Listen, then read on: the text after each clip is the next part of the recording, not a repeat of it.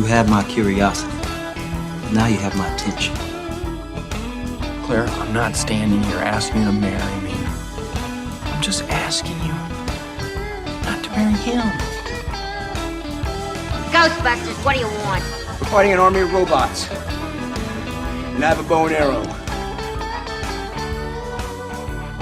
It's the Al Travis Show, and if you were with us last week, we had Alysen Nesse on with us, and I just loved having her on. I asked her to come back, and she said, you bet, and we've got her back. Alysen, how are you? I'm doing well, Al. How are you? I can't complain. It's been an interesting week. I don't know. You get interesting weeks once in a while. Mine just, first off, I'm not a big snow, rain, ice guy. It's a whole thing, because I'm the shoveler in my house. That unfortunate state for you, my friend. Yeah. I have always said this. I have no clue why my great-great-grandparents or whatever it was, when they came here and they had to find buffalo poo just to heat the mud hut, that the first time it got warm, they didn't head south. And I'd be sitting here growing up in Missouri or something. No clue, but here's where we are. But the other is just stuff going on across the state of Minnesota. It just kind of drives me nuts. Before we get to that, though, I would like to do a deeper dive into Miss Nesse. You have been politically active for some time. I mean, you've run some stuff. Give me your 30-second elevator pitch. Who is Alysen? Who is Al? You mean work-wise? How do you get to this where I'm asking you your political question? Yeah. By the way, are you single? Hey, I'm not. No, that's not what I'm doing. Goodness gracious, no. No, my entire career for the 14 years was spent working exclusively in local government. So I worked for the city of New York. I like to call myself the Goldilocks of local government. I worked for the city of New York. I worked for the city of Eden Prairie, and I also worked for the city of Minneapolis. So my political work has really just truly been in the administration of, local government work and planning, zoning, infrastructure, all the exciting things. Good times at a party, Alysen. Yeah. Political science degree. This is something you've just always been into. I mean, is this just you fell into it? Yeah, political science degree. President of my high school student senate in college. So always interested in politics and kind of just decision making around, group decision making around things that impact everybody's day-to-day lives and that process. And as we sit here today, you do what? I am a full-time contract lobbyist at the Momentum Advocacy. So I think my esteemed bosses are on this program regularly. Yep. But I started working with them in 2022. So going into my wrapping up my 4th year as a contract lobbyist. All right. And okay, so and what they do, and so what you do, I guess, contract lobbyist.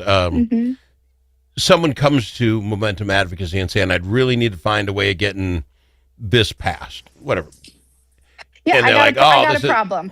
Yeah, and so this is like, Alysen, I got this. I know how to do this. I know the people. And then you get paid to go figure out how to make that wind through the halls of government to get passed, right? Or not passed, depending what you want. Or not passed. Yeah, no, there are there's offensive and defensive strategies. A lot of clients have things that they want to see happen, and they have things that they don't want to see happen. So making sure that we navigate that. Also, a lot of stuff we do is regulatory or administrative. So working with agencies on decision making and the way that they implement certain things. So it's a lot. Okay, well, and it's a lot. It doesn't sound fun, quite frankly, Alysen. I mean, you got to really be I don't mean this positive, a geek about it. I mean, there's so many details and so many hearings and the thing and the bops. You got to be that person. And I presume you are Momentum hired you. Oh yeah, I do. Yes, I enjoy whenever all my days are different. I enjoy solving problems. I enjoy working with people. So it does work itself out. And what I really enjoy is hearing about the impact of some of the changes that we're able to make during session. And that's what a lot of this non-session time is doing. We don't like to label people here, but that's just a lie because I'm a liar. Let's label me who I am. I'm a huge right-wing conspiracy nut. Okay, that's just who I am. Yep. Half my friends are left-wing wackos, and God love them, and we're friends because that doesn't make a difference who you are to me as far as a person, so we can be friends. Yeah. Where on that spectrum of Al Travis right wing knucklehead to liberal left wing lunatic or whatever else you got to use. Where does Alysen fit? Do you center person? What do you consider yourself? I consider a moderate left. I wouldn't say center left, but somewhere in between. It's nuanced now. That okay, that's fine. And the only reason I ask is that I want people to know that we do try to get all these sides on. I want your side on. I don't want your whole back says Al say something because he's a right wing lunatic. No, I appreciate it. Hey, half my family are super right wing conservatives, and I love them. Where did that? But that's changed. I mean, you understand that the rest of the world does not have your family or mine because I agree with you. I don't think my parents were political at all, but my in-laws, one was a flaming lefty and the other was rock solid, and they were married almost 60 years and just great people, and we'd have conversations and it was like normal to disagree on something and not get mad. But that's gone now. We don't do that anymore. Just because you disagree with somebody doesn't mean they're stupid. That's kind of my I agree. And some of the biggest things, because on 90% of the stuff you and I would probably agree on if we had a cocktail and I spoke, we'd agree on 90% of stuff because it's just common sense stuff.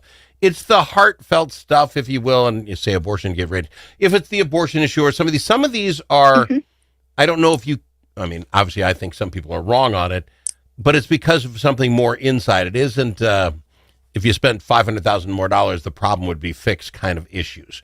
Yes. And you can't hate somebody because I think down in all, we all want America to get to the same place, the shiny star on the hill or whatever. We all want that, but how we think we get there is different, and that's okay.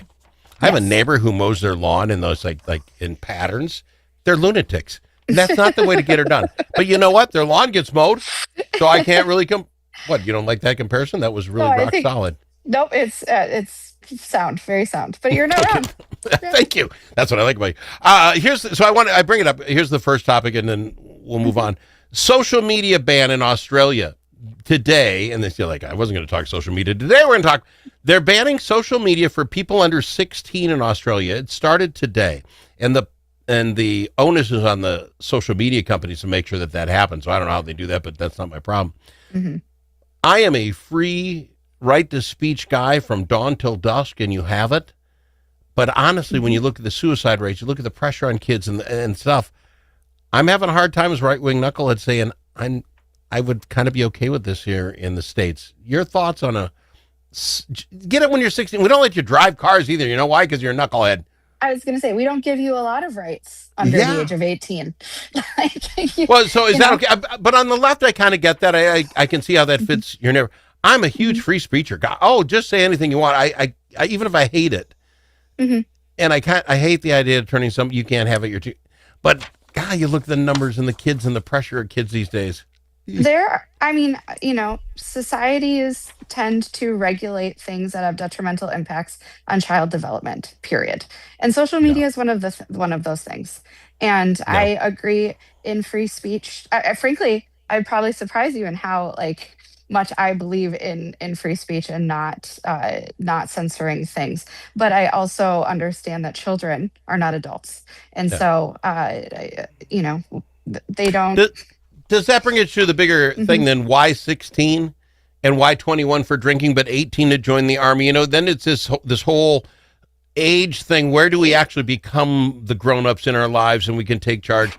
Because at 16, we'll let you drive. I don't have a problem with that. I mean, I think you can manage it. 18, you can go join the service and kill people for us, but don't have that first beer till you're 21. You can't have a beer, you rascal.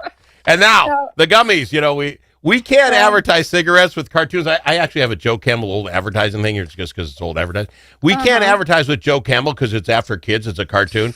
But we put marijuana in gummy bears. I know. I trust me. The hypocrisy is boundless in all of these things. And the age feels ambiguous. I mean, my mom always joked when she was 18, when she was 17, the drinking age was 18. When she was 18, the drinking age was 19. I don't think there's an actual standard, but we do set certain age and milestones, and it's not really. No, but there probably is no actual science to it. But then that's back to, so why does 16 work? And my point being is, if we want them to get through school without all that pressure of having the most friends or all the other negative stuff that comes from these social media sites. No, let's get them out of school. Make it 18 or 19 or whatever. Let them get them out of high school and then figure their stuff out. Because at 16, what grade are you in? You 10th, are 11th? Yep, you turn 16 when you're in 10th grade. So all right. those So final 10th graders few are going to years of high start getting school. their phones, and that's when the pressure is at. And 9th graders are going to, I'm almost that age too. Yeah. I don't know that we necessarily solve the problem. I'm glad elementaries aren't, but I don't. Anyway, we don't have that here, but I would just want to know your thoughts. Yeah, Okay. I am supportive of things that protect kids. Look at you and I. Yeah, look Getting at us. along together already with the first topic. We'll see if that continues. I've got our Alysen Nesse on the Al Travis Show. More right after this. This season, bring the whole family to see Irving Berlin's White Christmas. This smash hit musical based on the classic film returns by popular demand to delight you at Chanhassen dinner theaters. With loads of laughter and a stunning showcase of Irving Berlin songs, White Christmas is a celebration of the romance, friendship, and magic of the holidays. Make your plans today to see White Christmas. Visit chanhassendt.com. You need a friend at the Capitol who knows how to get things done. And you're in luck because that's exactly who we are, your friends at the Capitol, and we deliver results. At Momentum Advocacy, we bring decades of experience in lobbying, public affairs, and crisis communications. From local nonprofits to national corporations, we help you move policy, manage your media, and make your voice heard. We're not just seasoned pros, we're essential partners. Momentum Advocacy, your friends at the Capitol. Learn more at momentum-advocacy.com.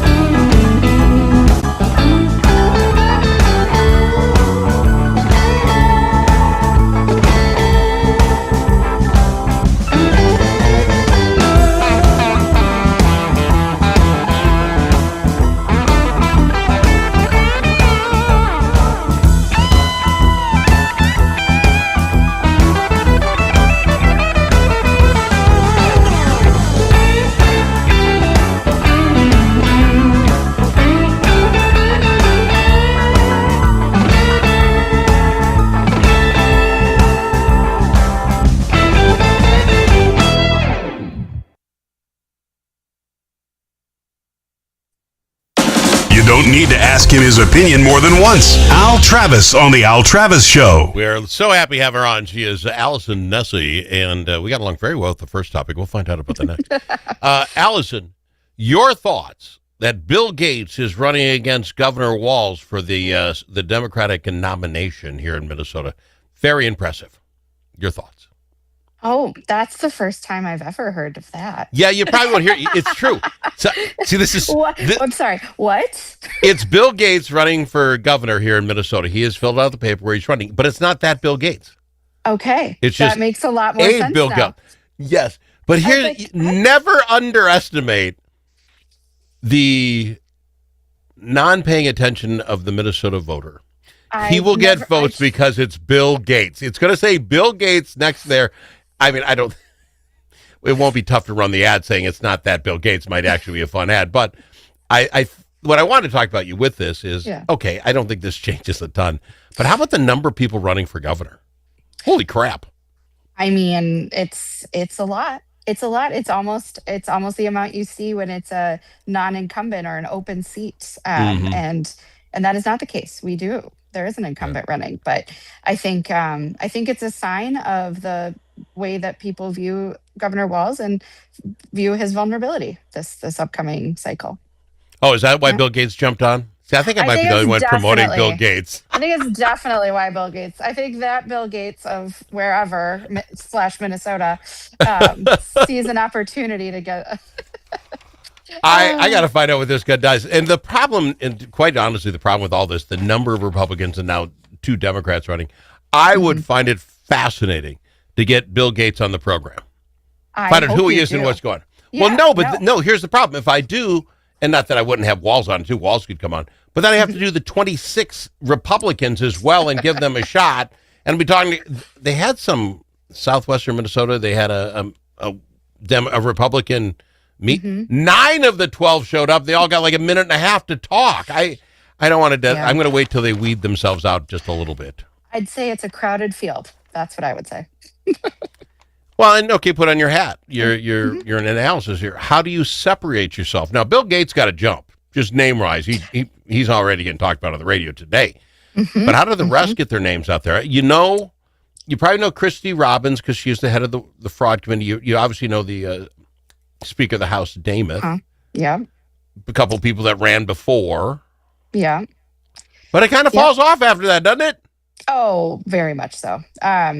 Yes, you have 2 sitting electeds from the from the same body, and then some previous candidates, and a lot of people who have run before but not gotten the nomination or the endorsement, and they're running again. So it's going to be hard to differentiate themselves amongst each other when they're all target is Tim Walz. Well, yeah, because they're all basically say the same thing, bad guy him, and then that's, you say it 9 times at the same meeting, everybody's like, I got it, that's where I came, I'm a Republican. Let me ask you this, so why are people fleeing, and maybe I got to get the number first. Today, the news is Steve Drazkowski has decided, Republican, whatever, District 20, has decided he's not going to run either for his spot. It seems a disproportionate number of elected officials are saying no thank you. What would you put that in for? Why? I think there's a few things that are leading up to that. I think it'll probably be a record amount of retirements this year at the Minnesota legislature. It was one of the biggest reasons being the assassinations over the summer of Speaker Hortman and Senator Hoffman. It is not a safe place to be an elected public official in the United States of America. It is just not. And I think a lot of people are asking themselves, is it worth it? I also think, Senator Drazkowski was in the House for a long time before he was in the Senate. He's ready to retire. There's going to be just a lot of people who say, do I want to do this again for another 4 years? Do I? Well, you take the amount of retirements then, if that's what we call it, when you just don't rerun the number of retirements, and then you add on the number of special elections we had for all the other reasons, I mean, the shooting and then all the rest. This is going to be about as huge a loss of, not what do they call it, intelligence, of history, of knowing what to do, whatever they call that. Institutional knowledge. Yeah. Alysen, that's why I have you on the show. Yeah. But this is a huge drain, right? I mean, this is an amazing amount of those that know the way around. Do we actually give the key to somebody to make sure they can close the door on their way out, or is there going to be somebody left?